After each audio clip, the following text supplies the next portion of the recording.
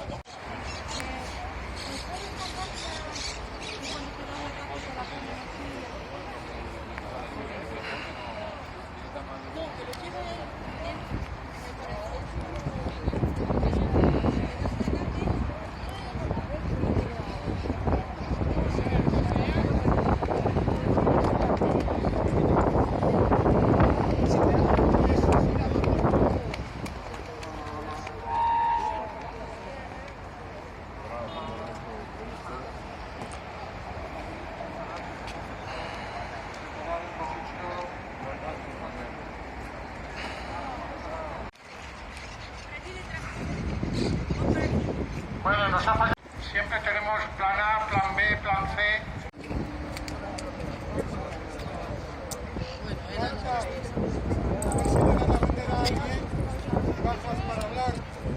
No, me lo ha avisado. Ya no he colocado la otra. Vale, vale, vamos allá.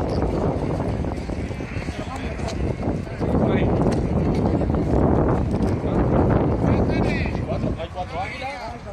Una al medio, ¿no? Faltan más. Hay cuatro águilas, metemos una al medio mejor. Camarada, águila al medio. Aquí en medio de los dos. Oye, está guarro el arco. Al medio, vale, perfecto. No peguéis ahí. Vale, perfecto.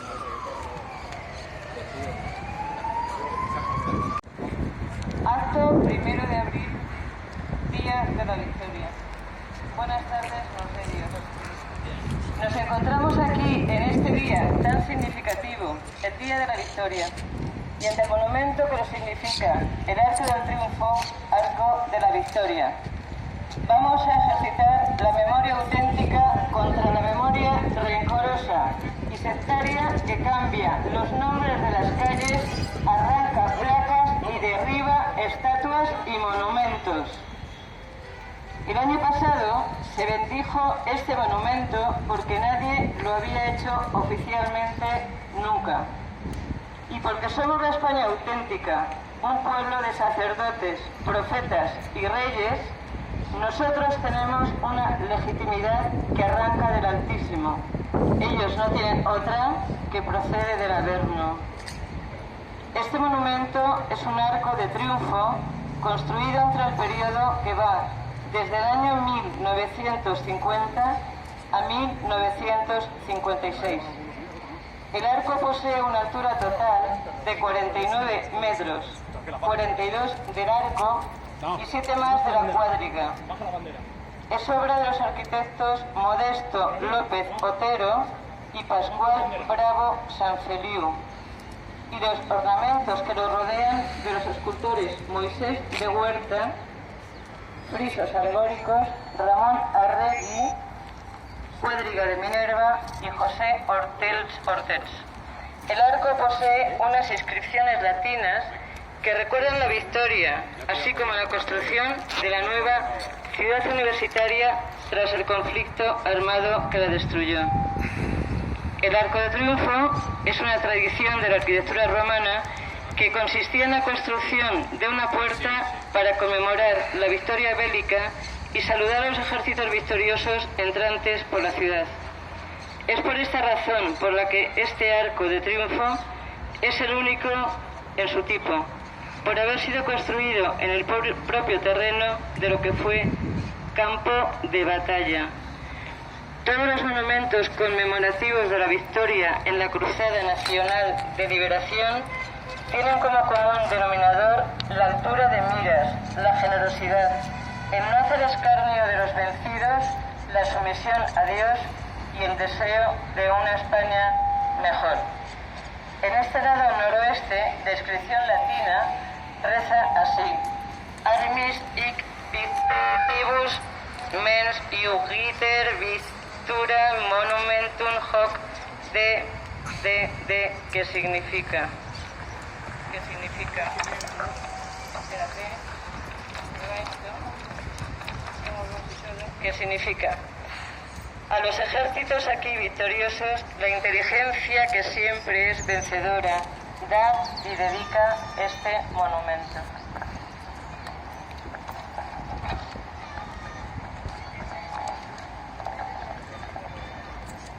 Adhesión acto 1 de abril 2018. Desde Gerona, ciudad heroica, 3 veces inmortal, queremos con toda el alma adherirnos a vuestro patriótico acto. Y ello es debido no solamente a los ideales que dieron lugar al glorioso alzamiento nacional y a los ideales que le inspiraron, sintetizados a la defensa del orden natural creado por Dios y la grandeza y unidad de la patria, que no es precisamente poca cosa, sino también estos gravísimos, tristes y amargos por los que atraviesa nuestra Cataluña de forma directísima y el resto de España de forma indirecta. Esto nos lo envía Jaime Serrano de Quintana, que es el presidente de la Asociación Cultural Gerona Inmortal. Y ahora van a intervenir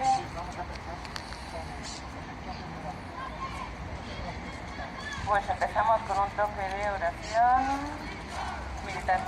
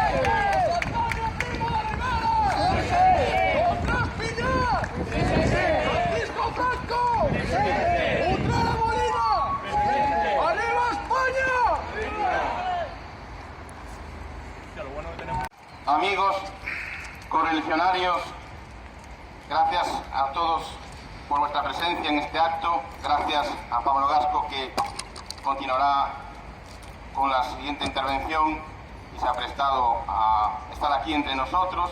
Y gracias, por supuesto, al camarada y jefe José Luis Corral, que ha sido quien ha organizado este acto conmemorativo. ¡Viva José Luis Corral! ¡Viva!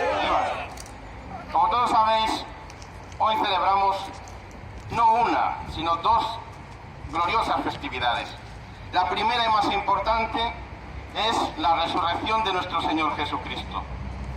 La segunda, que tiene mucho que ver con esta primera, es nada menos que la victoria del 1 de abril de 1939. Una victoria que no solamente supuso un freno para la ideología comunista que trataba de implantarse por la vía violenta en España en los años 30, sino que además supuso un comienzo, una nueva era en la historia de España, porque el 1 de abril de 1939 no solamente fue una victoria en contra de, sino que fue una victoria a favor de una España nueva, pero de una España al mismo tiempo vieja, porque era la España que trataba y consiguió restaurar nada menos que el reinado social de nuestro Señor Jesucristo. Por eso decía al principio que la fecha más importante de hoy, que es la resurrección de nuestro Señor, tiene tantísima relación con el 1 de abril de 1939. El 1 de abril de 1939, la victoria nacional supuso un freno para la revolución. Esa revolución con R mayúsculas que comienza en 1517 con la rebeldía de Lutero, que comienza con la reforma protestante y que gracias a nuestros católicos reyes, a Carlos I, a Felipe II, a los Austrias, gracias a nuestras cristianísimas instituciones, leyes y costumbres, y gracias, como no, al Tribunal del Santo Oficio de la Santa Inquisición, esa revolución fue preservada. Nuestra patria fue preservada de todas las consecuencias sociales y religiosas, espirituales y materiales nefastas que tuvo esa primera fase de la revolución anticristiana, de ese proceso de destrucción del orden social cristiano que comienza en 1517. La tercera fase de esa revolución, de la que os estoy hablando, camaradas, era precisamente el comunismo. El comunismo que había triunfado en 1917 con la revolución bolchevique en Rusia y que trataba de invadir Europa y el mundo entero. Nuestro generalísimo Franco y a sus órdenes todos cuantos combatieron, falangistas, requetés, soldados, todos cuantos formaron bajo las banderas de España, de la falange y del carlismo a las órdenes del caudillo, también conjuraron ese gran peligro que era en ese momento, en el año 36, el comunismo. Pero, camaradas, hubo una segunda fase de la revolución que también fue frenada por el 1 de octubre de 1939 y muchas veces nos olvidamos, que fue la fase o la etapa liberal, el liberalismo, que es una ideología que en primer lugar es pecado, es una ideología que fue condenada también decenas de veces por la Iglesia Católica, como lo fue el socialismo y como lo fue el comunismo. El liberalismo, que pretende destronar a nuestro Señor, que pretende relegar al ámbito de lo privado a Jesucristo nuestro Señor, a Dios, que pretende imponer el laicismo y que nuestra patria, desgraciadamente, sobre todo desde principios del siglo XIX, por desgracia sí pudo llegar a implantarse, unas veces de un modo más moderado, otras veces de un modo más extremista, acabando o tratando de acabar o de socavar con las raíces cristianas de nuestra patria, con el reinado social de nuestro Señor Jesucristo. Camaradas, esa segunda fase, que es la fase liberal, como digo, también nuestro caudillo, también el Ejército Nacional pudo frenarlo el 1 de abril de 1939. Pero ese liberalismo siguió actuando, se infiltró en el seno de las instituciones del Estado Nacional creado por el generalísimo Franco desde el 1 de octubre de 1936, en que se hace cargo de la jefatura del gobierno del Estado. Y ese liberalismo, con la democracia cristiana, con los católicos liberales, que son los peores los liberales, porque bajo apariencia de piedad y de probidad y de honradez, cautivan a los pobres e incautos católicos ignorantes que creen que el liberalismo puede de algún modo ser compatible con la religión católica, pues esos católicos liberales y esos democristianos, desgraciadamente, se infiltraron en el régimen de Franco y consiguieron, por medio del engaño, por medio de la simulación y por medio de la traición, acabar con unas instituciones y acabar con un Estado que tantas grandes cosas hizo por España en el orden político, en el orden social, en el orden material y en el orden religioso. Y nos encontramos hoy, en 2018, con que ese liberalismo, esa segunda fase de la revolución, que fue frenada en el 1 de abril de 1939, pero que por desgracia tuvo la mala fortuna España de padecer en otras épocas, nos encontramos con que otra vez vuelve a predominar. Y es ese liberalismo, es esa ideología liberal, la que con su permisivismo la que con su relativismo moral consiente que todos estos otros grupos filocomunistas o criptocomunistas que se llaman a sí mismos antisistemas y no lo son, porque los verdaderos antisistemas somos nosotros que queremos acabar con este sistema para restaurar el orden social cristiano, es ese liberalismo el que permite que esos otros puedan campar a sus anchas y hagan destrozos como podemos contemplar ahora mismo nosotros aquí en este lugar a nuestro alrededor. Es el que permite que nos puedan agredir, que nos puedan amenazar. Es el que permite que puedan gobernar en ayuntamientos, en comunidades autónomas.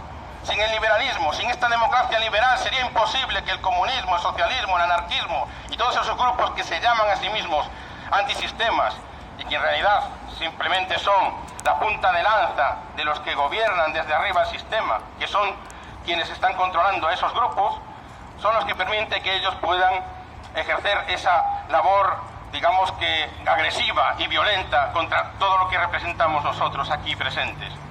Por eso, camaradas, y acabo con esto, simplemente quiero aprovechar para advertir que si bien es cierto que nunca la izquierda ha desaparecido, que el comunismo sigue vigente en muchos países, por desgracia, como China, que sigue siendo, por supuesto, un peligro y siempre lo será, tengamos en cuenta que también esos políticos liberales, esos políticos partidarios de la democracia relativista, partidarios del capitalismo salvaje, que con esas condiciones que en muchas ocasiones han creado ellos en lo social, han dejado o han permitido que prendiera en los corazones de los trabajadores muchas veces la semilla del odio socialista y comunista, son responsables de la actual situación que estamos padeciendo. Son responsables también de la aprobación de la memoria histórica. Son responsables de las injusticias que está padeciendo España. Son responsables de que nuestro Señor Jesucristo siga todavía desterrado de la política, de la economía, de la cultura y de la sociedad.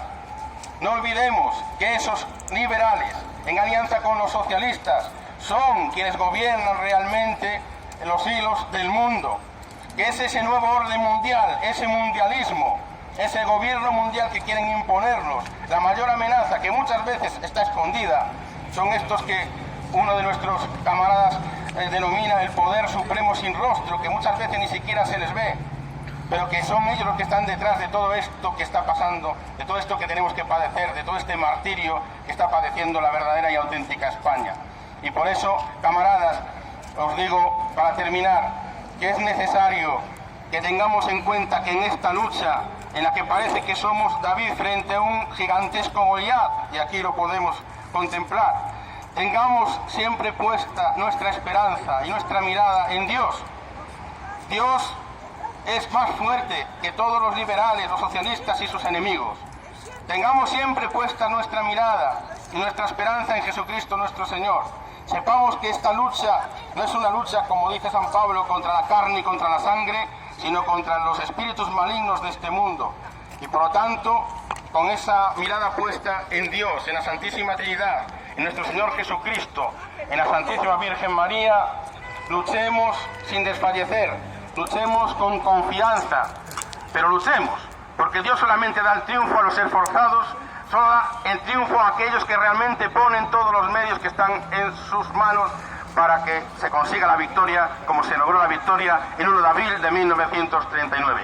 Camaradas, para terminar, quiero utilizar las últimas palabras de uno de los grandes teóricos de la Falange en el último de los mítines de la Falange antes de la guerra, Rafael Sánchez Mazas, que acababa su mitin diciendo así: Cristo es nuestro capitán general.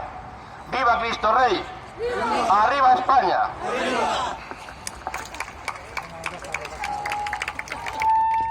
Esta fecha al unísono con la celebración de la Pascua de Resurrección del Señor. Y por eso la primera reflexión que conviene hacer es lo que nos recuerda San Pablo en su epístola a los romanos. La victoria de Cristo sobre la muerte excluye de la perspectiva cristiana toda derrota definitiva. Siendo así que sin minimizar que la sociedad es para el hombre, la victoria a la que se nos llama está en otra dimensión. Un año más, y es el segundo en este lugar de tan hondo significado, bajo el arco de la victoria, porque hay lugares vacíos, pero hay otros que lo dicen todo, nos volvemos a reunir a la llamada de la historia, que como clarín nos convoca en torno a esta fecha. Esta fecha de España, una de las más significativas, solemnes y determinantes de nuestra historia, que como gran acontecer jalona todo el siglo XX de Europa, por lo que supuso derrotar al comunismo en el campo de batalla, frenando no solo su expansión física, sino también ideológica. Esto, entre otras muchas cosas, es lo que el occidente cristiano le debe a España. Bendita esta tierra, que es la tierra de María Santísima en su advocación del Pilar. Esta fecha tiene tres significados. Los dos primeros están ahí, en el acontecer de nuestra historia, y por eso los conocemos todos, incluso ellos, la canalla, que es por la que combaten esta fecha. El primero, la victoria, el final de nuestra guerra de liberación, cruzada, como lo definió el magisterio infalible de la Iglesia, con el propósito que sustentó el bando rojo, destrozar España en su cultura, en sus valores y en sus ideas. De ahí lo prioritario, aniquilar la fe en Cristo y destruir su Iglesia, que fue la razón primera y fundamental que llevó a nuestros familiares, amigos y compatriotas al combate. El segundo significado, el comienzo de la paz, estado donde todo lo bueno es posible, iniciándose un proyecto constructor de desarrollo material al servicio del bien común, al que nuestro caudillo imprimió un alto concepto de misión histórica de carácter religioso, siendo la defensa del catolicismo una cuestión prioritaria, que fue lo que hizo que la reconciliación fuera una realidad muy poco tiempo después. Un proceso de paz y prosperidad que, prescindiendo de decir lo que ya sabemos, resumo diciendo que nos situó 25 años después en el 8º puesto de desarrollo mundial. ¿Qué más se le puede pedir a una victoria? Pero junto a estos dos significados hay un tercero que no se nos puede pasar. Esta fecha tiene también la significación de la unidad de los hombres y de las tierras de España, que es lo que nos hizo superar la guerra, haciendo próspera espiritual y materialmente a la nación, cuestión que hoy es prioritaria desde esa consideración de lo que es España, no otra cosa que lo que dijo José Antonio, una unidad de destino histórica y universal, que no solo es la mejor definición que se ha dado de la patria, sino un exacto y cabal concepto de lo que es una comunidad política, que no está en el mundo como una realidad, porque una realidad envejece, sino como una posibilidad abierta al futuro. Unidad entre los hombres y las tierras de España, que el caudillo Franco en su testamento nos pidió conservar por encima de intereses personales, porque todos los intereses que se oponen a la unidad de España son siempre intereses bastardos. Por eso esta fecha, en su tercer significado, cobra hoy importancia fundamental por la protesta que la unidad de España se hace. De ahí la necesidad de vertebrar a la nación todas sus energías a fin de hacer frente al reto descivilizador que se pretende con el separatismo y con la invasión extranjera. Siendo así entonces que la unidad nacional debe ser la idea fuerza, como gran compromiso frente al estado de las autonomías, que propicia la algarada, hoy principalmente en Cataluña, y que en Vascongadas se necesita callar, favoreciendo a esta región económicamente por encima del resto con el llamado cupo, y al fin de las fronteras, que propicia la imposición de los movimientos migratorios. Porque la unidad son los valores frente a lo efímero, a la apariencia y al vacío que representa este sistema, que ya ni siquiera puede sostener a sus jubilados. Un régimen, el del 78, sin límites en lo que refiere a la deconstrucción del orden social, que ha generado una crisis cultural que ha puesto en valor la cultura de la muerte, asesinando anualmente a miles de niños en los vientres de sus madres, porque no importa si hay niño o no, lo que importa es cumplir la ley, y que ha terminado construyendo una ingeniería antropológica, antinatural y aberrante de ideología de género. De ahí la necesidad de establecer unos nuevos principios, los tenga o no los tenga claro el Tribunal Político Constitucional, que es lo primero que habría que suprimir. Unos principios al servicio de un proyecto nacional donde la persona tenga la consideración de lo que es una criatura de Dios. Y la corrupción de este sistema, con su implacable positivismo jurídico, sea subvertida por el verdadero orden que tiene a Dios como la fuente de toda legitimidad. Finalmente, tampoco podemos dejar de hablar de la ofensiva que se hace a esta fecha, que como perfectamente observamos, no tiene otra pretensión que en el cambio cultural del que hemos hablado. Una ofensiva que además intenta legislarse, siendo así que no solo eliminarán la libertad de expresión que ellos mismos reclaman para ofender los sentimientos más sagrados del hombre y aupar a todo tipo de asesinos a la palestra, sino conculcar la verdad histórica y hasta la libertad de cátedra.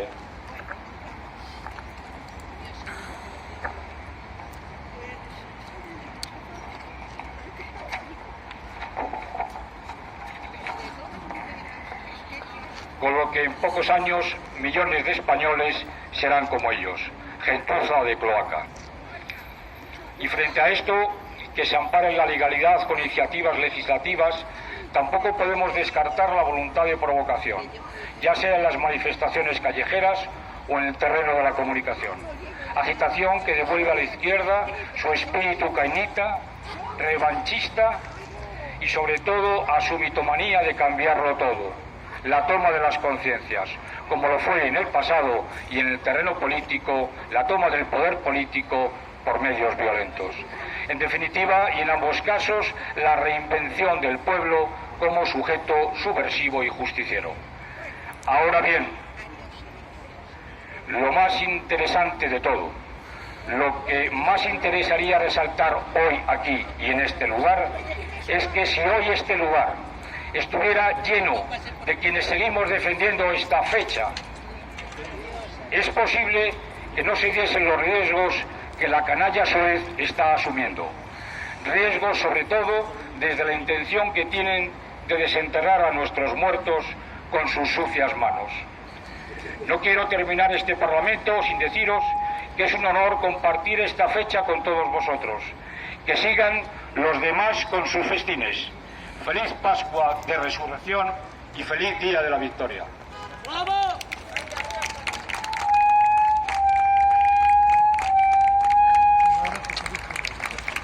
Interviene José. Amigos, resurrección y victoria. Esa es la gran lección del día de hoy. Esa es la gran fiesta. Victoria y resurrección. Mal que les pese a los enemigos de Dios y de España. ¿Qué conmemoramos hoy? Conmemoramos el fin de un periodo trágico, pero en el que los que no se acercan con ojos sabios, con ojos luminosos, todo lo confunden, todo lo mezclan. Qué frecuente es que la gente piense, fue una guerra, todos hicieron mal, los unos y los otros. Pues nosotros queremos decir que no eran iguales los unos que los otros, que hubo buenos y malos, que no eran de la misma calaña, que unos mataban como bestias con checas, deteniendo a la gente, torturándola, desollándola viva, arrojándola a las fieras. Y los otros, el bando nacional, el bando de Franco, en el que pudieron cometerse algunos crímenes, como el de García Lorca, sin embargo procedió con juicios justos. Ahora la alcaldesa de Madrid y toda esa turbamulta de podemitas que domina el ayuntamiento y que tiene este lugar glorioso como lo tiene, pretende erigir un memorial recordando a los 3.000 fusilados por Franco al terminar la guerra en la Almudena. Pero lo que no quieren decirnos es qué había hecho cada uno de esos 3.000 fusilados. Porque no eran inocentes, no, sino autores de terribles crímenes. Mientras que los nacionales que murieron en esta cárcel modelo de aquí al lado, que ahora es el Ministerio del Aire, los nacionales que morían por miles en Paracuellos, los 13 obispos y 7.000 sacerdotes y religiosas, los que eran de derechas o solo suscriptores de la ABC, o solo porque llevaban sombrero y corbata, morían solo por eso y eran inocentes, de manera que no son iguales unos que los otros. Los rojos se mataban como bestias entre sí, por miles y miles. Ellos se exterminaron en cruentas guerras civiles dentro de su propio territorio. Ellos se mataron como bestias. Ellos en las brigadas internacionales en Albacete, para imponer disciplina, el carnicero André Martí mató a muchísimos de los suyos. Buenaventura Durruti fusiló vagones enteros de prostitutas y homosexuales que venían al frente a divertirse con los milicianos rojos, ocasionándoles más bajas por sífilis que por bala.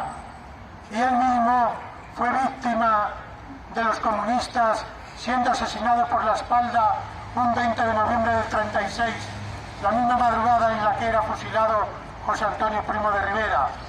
Y en Barcelona los anarquistas fueron exterminados por comunistas y socialistas. Y el Partido Obrero de Unificación Marxista fue destruido y aniquilado por otros marxistas, como su jefe Andrés Nin, que fue desollado vivo. Y cuando se produjo el golpe de Estado del general Casado dentro de la zona roja, hubo enfrentamientos entre ellos que ocasionaron 4 o 5 mil muertos. Y aquellos milicianos que no querían ir al frente, o que se resistían o que revoloneaban, eran fusilados también por cientos y cientos, como por ejemplo los que hay, 200 que hay fuera de las tapias del cementerio de Aravaca, o como por ejemplo los de la Brigada Mixta 84 que combatió en Teruel y que con el contraataque nacional pretendieron llevarlos otra vez al frente, y al resistirse, su jefe, que era el alcalde rojo de Mérida, fusiló a 40 y tantos de ellos. Es decir, que no eran iguales unos que otros. Pero hay otro detalle que recientemente ha venido a mi atención. Otra cosa que hacían los rojos, sobre todo al final, era que se suicidaban.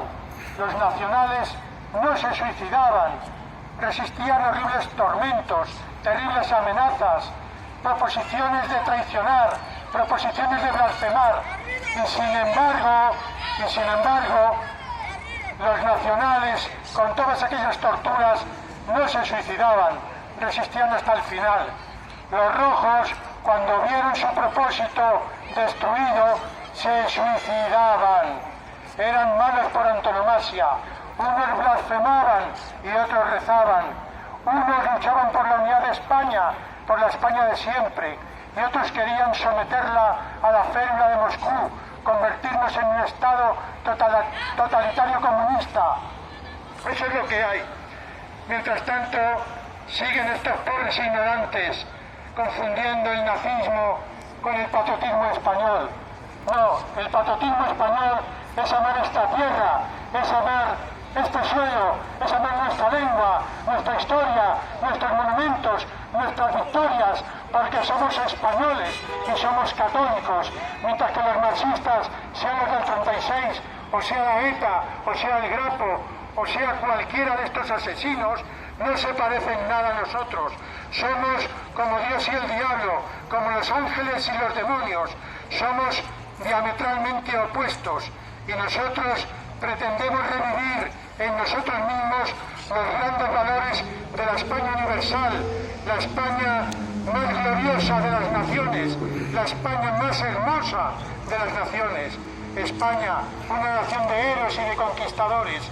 Esa España amenazada por la Revolución Soviética fue capaz de levantarse y vencerla en una limpia victoria, y a partir de esa victoria una España en paz y en prosperidad, donde las familias crecían, donde no se mataban los niños antes de nacer como ahora, donde la mujer y el hombre se respetaban, donde había niños, donde había trabajo, donde había paz y tranquilidad, donde había solo 10.000 presos a la muerte de Franco, mientras que ahora hay 70.000. Una España que prosperaba, una España feliz, una España unida y en paz. mientras que cuando esa victoria ha sido traicionada y cuando han vuelto a implantarse los viejos demonios, tenemos lo que tenemos: paro, corrupción, delincuencia, aborto, retroceso de la natalidad, invasión migratoria, un peligro para la unidad de la patria, para la existencia, para su identidad. España está en peligro y, como decía el alcalde de Móstoles, españoles, la patria peligra, acudid a salvarla. Pues con ese ánimo, con ese espíritu, con esa grandeza, con esa seguridad de que Dios nos dará la victoria cuando este pueblo lo vuelva a merecer, seguimos levantando las viejas banderas, seguimos cantando los himnos y las canciones y saludando con los gritos de nuestros mártires, que fueron ¡Arriba España! ¡Y viva Cristo Rey! Vamos a cantar ahora nuestros himnos.